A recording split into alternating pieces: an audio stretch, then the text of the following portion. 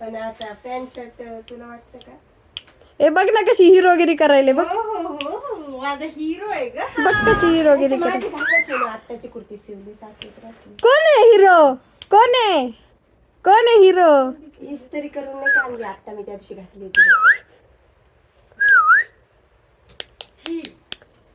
ती नाही ग. हिरो ती काय? एकदम नवीन आहे बघ एकदम. काय हिरो? हिरो काय? तेच का? हा अंबरुंग. ती म्हणते असली तर असली शिवलीस त्याला काय.